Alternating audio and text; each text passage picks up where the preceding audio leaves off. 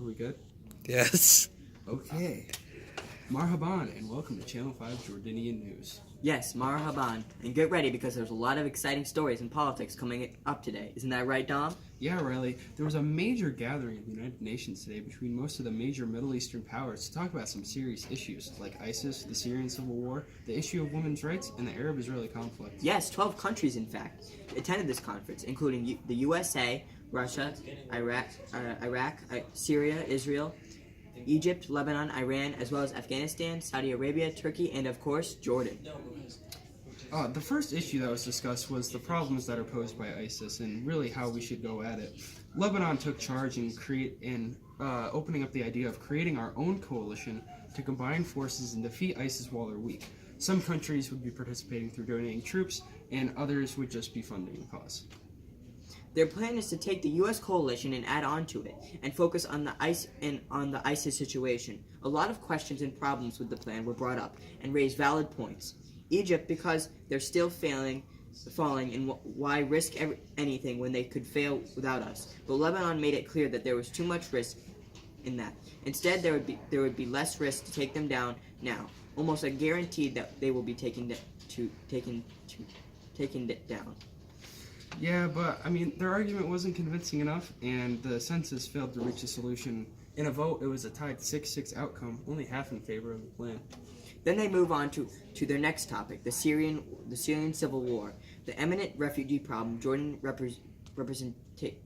representatives began the discussion of their views on the refugee crisis. As well as is widely known, we are host to many refugee camps. We've chosen to abstain from the conflict with Assad and only support innocents coming into our land.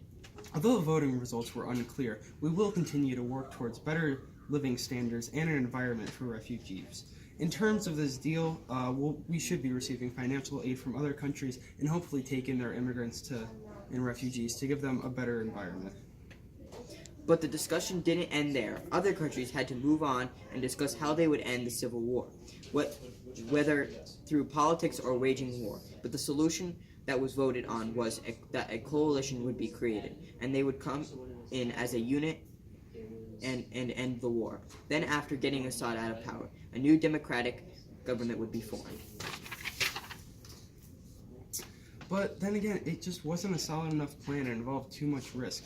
Representatives didn't want to be involved in the conflict, and this really showed. In a vote, 4 to 6 to 2, 4 in favor of the plan, 6 against it, and 2 indifferent. They just didn't want to be involved. Jordan as well. We didn't want to be involved. It was a good call. Next up on the agenda was the issue of women's rights. What could we possibly do to better them? It's money, of course. Of course. Other ideas we brought up, of course.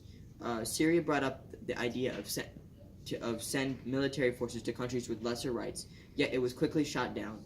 Instead, Lebanon introduced an idea of paying for rights, which was pretty unique. We'd give them money as an incentive, about 80% to spend as they please.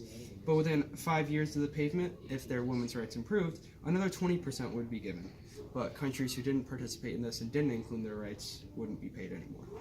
This was a blowout vote of 10 to 2. Majority in favor of this simply yet risky plan, but it's worth it for the poor, mistreated women in other countries. Their final topic of discussion was on the Arab-Israel conflict and what to do about the territory of Jerusalem. This conflict has lasted for centuries and has been a major repercussion. Palestinians, refugees have flooded to other countries and are seeking a homeland. They deserve to have one.